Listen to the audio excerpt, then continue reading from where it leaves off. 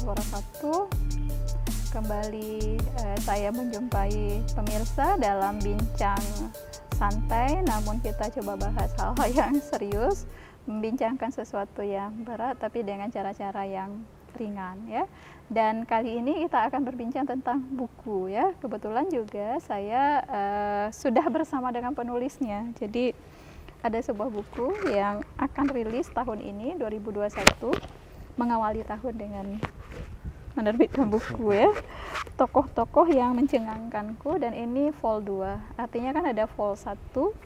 Penulisnya sudah ada di sini, kandidat doktor Abdul Hamid ya, dan dalam usianya yang masih muda 29 tahun sudah 8 buku, mulai dari sejak usia 23 ya, sudah 23. Mulai menulis, sudah 8 buku ya. Jadi produktif sekali, dan Abdul Hamid akan menceritakan tentang bukunya dan pengalamannya menulis. Nah, jadi kalau boleh cerita, karena memang kita berbicara tentang buku tokoh-tokoh yang mencengangkanku, bagaimana latar belakang sehingga kemudian terpikir untuk menulis buku ini, dan sekarang sudah pada vol 2 dan ada rencana untuk melanjutkan ke vol 3 ya? Insyaallah. Ya, oke. Silahkan Hamid. Pertama sekali ketika masih di Mesir, di sana kita mengagumi beberapa ulama yang kebetulan kita telah membaca karya-karya mereka. Di antaranya ada Syekh Al-Buti dari Suriah. Syekh Al-Buti ini sedikit dari beberapa tokoh Muslim di Arab yang juga mempengaruhi pemikiran Hamid sebenarnya. Tepat pada 2013, beliau meninggal dunia di Suriah akibat bom bunuh diri. Saat itu Hamid belum begitu kenal dengan Syekh Al-Buti. Karena rasa penasaran, banyak berita tentang wafat beliau dilansir oleh media-media Arab. Kemudian mencoba membeli beberapa buku beliau. Di antaranya ada buku Syakhsiyat Istauqafatni, yang jika kita terjemahkan dalam bahasa Indonesia juga berarti tokoh-tokoh yang mencengangkanku. Ya. Jadi inspirasi judulnya memang karena karya Al-Buti itu ya. Juga ada yang judulnya persis sama tapi dalam bahasa Arab dalam gitu bahasa ya. Arab, ya. Di dalam buku itu beliau menceritakan beberapa tokoh yang mempengaruhi beliau. Hanya saja beliau menceritakan tokoh-tokoh yang hidup di masa salaf. Kemudian ada juga tokoh dari era modern seperti Said Nursi. Setelah membaca buku-buku itu, Hamid merasa tertarik untuk menulis buku seperti Al-Buti dengan tokoh-tokoh yang berbeda. Dan kuncinya tadi, apakah kalau Al-Buti menulis tokoh-tokoh yang mempengaruhinya secara pemikiran, apakah pemilihan tokoh-tokoh yang Hamid tulis itu juga seperti itu? Ya, kurang lebih begitu. Kurang lebih begitu. Oke, jadi artinya orang-orang yang dianggap memberikan pengaruh, walaupun barangkali lebih kepada inspirasi, tidak harus secara pemikiran karena pernah membaca karya-karyanya atau pernah berguru. Seperti itu ya. Jadi inspirasi seorang Abdul Hamid kemudian menulis sudah 2 vol buku tokoh-tokoh yang mencengangkanku adalah dari karya Al-Buti awalnya ya. Nah, bagaimana lanjut proses setelah itu? Kemudian menulis vol 1, apa tantangan yang dirasakan dalam prosesnya? Ide itu sudah ada di Mesir 2013, kemudian 2014 selesai di Al-Azhar, pulang ke Aceh. Di Aceh, kami dulu 2010 itu ada anak Aceh sekitar 35 orang yang kuliah ke Al-Azhar. Tapi tidak semuanya itu selesai tepat waktu. Artinya ada kawan-kawan yang nggak selesai di Al-Azhar. Bukan karena dia tidak rajin belajar, tapi memang tidak beruntung gitu. Salah satunya ada Khalid ya. Khalid sempat share Hamid di Facebook, katanya nggak semangat lagi untuk belajar bagaimana. Akhirnya Hamid mencoba untuk memotivasi Khalid agar lebih semangat lagi. Caranya dengan mengajak dia menulis buku. Ya, jadi vol pertama itu Hamid sendiri ya? Berdua dengan Khalid juga. Berdua juga. Oh, jadi vol pertama juga berdua, ada co-author. Nah, vol kedua juga bersama, dan ternyata motivasi untuk menulis buku itu bisa menghilangkan ya. Bisa menghilangkan kondisi yang itu tadi yang dialami oleh Khalid. Demotivasi yang dialami bisa hilang, justru termotivasi untuk menulis buku. Gitu ya. Oke, luar biasa. Terus? cerita tentang Khalid tadi, perjalanan bagaimana kemudian co-authorship ini ya, kerjasama menulis, lanjut ke Aceh atau bagaimana? Ya, Hamid sudah di Aceh, Khalid masih di Mesir. Hamid mengajak Khalid untuk menulis buku karena Hamid tahu Khalid punya bakat untuk menulis, hanya saja saat itu dia tidak berani ya, mungkin karena belum mencoba. Artinya kami sepakat untuk menulis buku tokoh-tokoh yang mencengangkan dengan memilih 5 orang tokoh di vol yang pertama. Ada Mufti dari Mesir, kemudian ada Senursi, dan ada 3 orang di Aceh. Akhirnya kami kontak lewat media, bukunya selesai dan dirilis. Tepat di hari terbitnya buku itu, Khalid lulus kuliah di Mesir, Prof. Wah, jadi Rahmat ya menjadi termotivasi karena menulis yang sempat terdemotivasi dengan studi, dan persis ketika buku itu rilis selesai kuliah. Selesai buku, selesai kuliah. Nah, ini jadi pembelajaran berharga ya. Jangan takut mengambil tantangan untuk melakukan sesuatu, karena kadang-kadang pencapaian itu bisa bersamaan datangnya gitu ya. Sebagai pemicu ini ya dari sebuah situasi yang kadang-kadang membuat kita tidak selalu termotivasi. Terus vol 1 ya. Nah, apa pesan dari vol 1 yang mungkin juga berlanjut di vol 2 dari buku yang Hamid dan Khalid tulis? Ya, sebenarnya kenapa harus melanjutkan di vol 2 ini, karena berangkat dari alasan kami menulis buku ini adalah melihat banyak tokoh-tokoh yang punya kiprah dan berpengaruh di masyarakat, tapi masih jarang diangkat di media. Dan kisah-kisah mereka ini sangat bermanfaat dikonsumsi oleh masyarakat umum. Makanya kami terus menulis ini. Nah, tokoh-tokohnya selalu ada. Oh ya, jadi tokoh-tokohnya selalu ada, walaupun sebenarnya kalau dilihat di sini, kalau saya secara pribadi tidak merasa menjadi tokoh begitu ya.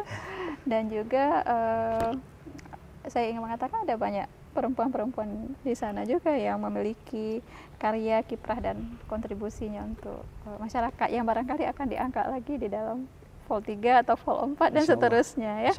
Oke, baik, kita lihat hal yang lain ya untuk memotivasi para penulis. Apa yang menjadi tantangan di dalam menulis? Pengalaman terutama sekali dalam buku vol 2 ini dan juga buku sebelumnya, dan bagaimana seorang Hamid kalau bisa mewakili Khalid sekalian mengatasinya ya. Apa tantangan?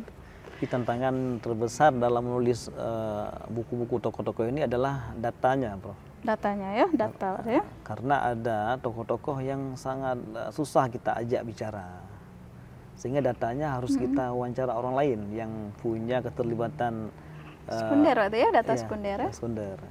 Kemudian setelah kita tulis itu semua, lalu kita serahkan file kopinya ke tokoh tersebut, baru kemudian dia mau berbicara. Ini layak kamu tulis, ini tidak layak kamu tulis. Kalau untuk buku-buku sebelumnya di waktu ya, di waktunya bagaimana kita membagikan waktu. Jadi sampai saat ini alhamdulillah menulis bukunya di malam hari, kalau harinya untuk membaca.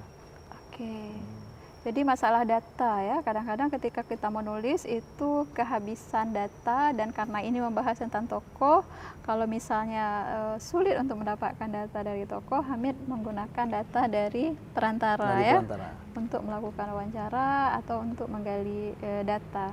Kemudian dari sisi waktu, karena kadang-kadang menyiasati waktu supaya bisa mencapai target menulis itu juga tidak mudah. Kalau Hamid melakukannya siang untuk membaca, malam untuk menulis. Jadi menulis itu tidak mungkin dilakukan tanpa membaca. Menulis itu tidak mungkin dilakukan tanpa meriset data-data, karena kemudian itu hanya menjadi opini, ilusi bahkan ya. Kalau misalnya untuk buku-buku seperti ini kita sangat memerlukan kekayaan data ya. Ada hal yang lain yang menjadi tantangan? Hal-hal lain yang menjadi tantangan itu dapat diatasi dengan sebuah mantra, Prof. Apa itu mantra? Wah, ini menarik. Saya tidak menyangka Abdul Hamid akan datang dengan mantra rupanya. Apa mantranya? Dulu ketika almarhum Prof. Muslim, beliau ketika saya wawancara data beliau bertanya, bagaimana caranya ini menulis data saya yang sedikit bisa ditulis dalam lembaran-lembaran yang banyak. Ada amal doa apa saja? Kemudian Hamid menjawab, tidak amal doa apa-apa. Hanya saja Hamid lebih mendahulukan kepentingan guru dan orang tua daripada menulis. Artinya ketika sedang menulis, tiba-tiba dipanggil orang tua, maka langsung meninggalkan aktivitas menulis, melakukan perintah orang tua. Dan alhamdulillah ketika kembali ke meja menulis, ide-ide yang tadi masih teringat dengan utuh. Jadi itu strateginya, mendahulukan orang tua dan guru. Ketika pun sedang menulis, kalau misalnya ada permintaan ya dari orang tua dan guru, itu didahulukan, dan balik lagi masih utuh idenya. Masih tune in ya dengan sebuah konteks yang sudah dibangun sebelumnya. Nah, itu juga sesuatu yang menarik karena pasti masing-masing kita akan punya strategi dan cara tersendiri ya untuk memanggil kembali, untuk tune in kembali dengan apa yang dilakukan sebelumnya. Jadi tokoh-tokoh yang dipilih dalam buku ini telah melalui proses penyaringan ya. Artinya kita memilih tokoh ini yang bisa diterima oleh semua orang, yang kisah-kisahnya menjadi cerminan atau patron hidup untuk kita semua. Lebih-lebih bagi kita yang hilang arah di era modern ya. Misalnya ini ada Grand Syekh Al-Azhar, Syekh Ahmad Thayyib, yang dikenal dengan ikon Islam moderat. Kemanapun beliau pergi, ke belahan dunia manapun, beliau mengampanyekan modernisasi Islam. Terutama dengan konsep jihad, bagaimana beliau itu bisa diterima oleh semua kalangan ya. Artinya dengan kehadiran Syekh Al-Azhar ini dalam buku ini bisa dibaca bagaimana pemikiran beliau itu dapat meminimalisir kelompok-kelompok ekstremis ya. Kemudian di sini ada Syekh Al-Buti. Di sini kami menceritakan tentang kisah-kisah perjuangan beliau dalam menuntut ilmu. Yang menariknya di sini kita menceritakan kisah pernikahan beliau yang menikah di usia 19 tahun, tapi dengan sebab menikah tidak membuat langkahnya surut dalam menuntut ilmu hingga menjadi imam besar di Masjid Umawi dan menjabat gelar guru besar di Universitas Damaskus.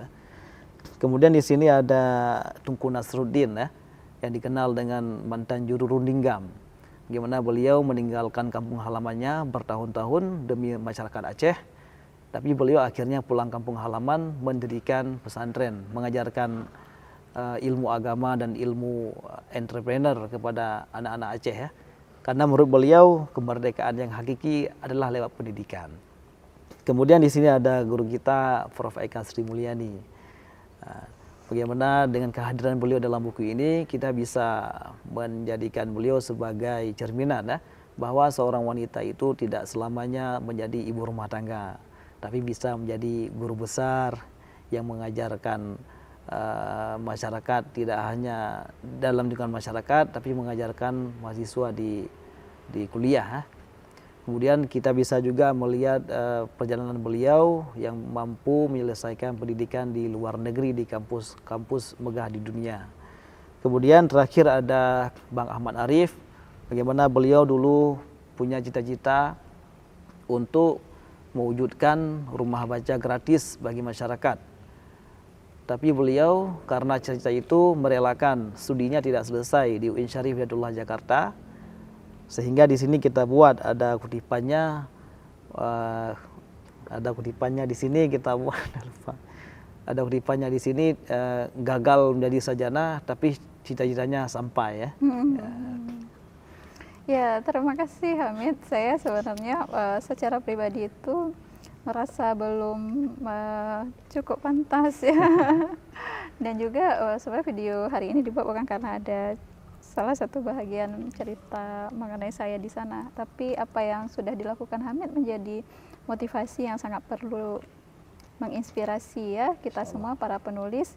Dan satu hal barangkali yang kalau misalnya Hamid ingin berbagi, terutama untuk para penulis yang merasa gagal di sana, silahkan menyampaikan motivasi supaya mereka kemudian berhasil menjadi penulis yang produktif juga. Jadi sebenarnya tidak ada penulis yang gagal ya. Yang ada adalah penulis yang belum beruntung saja. Makanya kita selalu didorong untuk mencoba. Terus terang banyak juga orang yang datang kepada Hamid bertanya bagaimana caranya menulis produktif ya. Kadang-kadang yang datang itu tidak layak bertanya kepada Hamid ya, karena secara keilmuan mereka itu lebih hebat ya. Kemudian kita saling diskusi, ternyata sebab yang membuat buku mereka tidak selesai itu karena tidak fokus pada satu karya. Karya ini belum selesai, kemudian melanjutkan karya yang lain. Makanya dalam aktivitas menulis itu Hamid dan Khalid juga tidak menulis buku lain jika buku yang sedang ditulis itu belum selesai. Itu kalau strategi dari Hamid menyelesaikan satu, kemudian melakukan yang lain. Faiza fakarta fansab ya. Jadi kalau selesai satu urusan baru kemudian mengerjakan urusan yang lain. Nah, barangkali kalau ada yang bertanya bagaimana strategi belajar menulis, ya menulis itu sendiri. Tidak akan banyak teori di sana. Seperti belajar berenang ya, teorinya banyak sekali, ya tidak pernah berenang tidak akan bisa. Ya, jadi inspirasi bisa datang dari mana saja, menulislah ya. Karena memang dengan cara terus menulis dan menulis, kita akan sampai kepada cita-cita yang diinginkan. Jadi saya teringat sebuah ungkapan yang dari guru kita, Prof. Yusni Sabi ya. Beliau mengutip ungkapannya dari Benjamin Franklin. Jika Anda ingin dikenang setelah mati dan menjadi debu, lakukan dua hal. Tulislah sesuatu yang orang lain melakukannya, atau lakukan sesuatu yang orang lain menulisnya. Ya. Oke, luar biasa ya sebagai closing kita pada sore hari ini. Karena menulis, kita juga merekam peradaban ya. Jadi apa yang disampaikan oleh Hamid tadi beserta pengalaman-pengalamannya semoga menginspirasi para penulis di sana, dan jangan merasa harus perfect ya. Karena kalau kita ingin karya kita itu sempurna, menjadi mahakarya, akhirnya tidak pernah hadir sebagai sebuah karya. Mulailah menulis dari semua pengalaman yang mungkin kita bisa bagi, seperti pesan yang sudah disampaikan tadi. Terima kasih. Assalamualaikum warahmatullahi wabarakatuh. Assalamualaikum.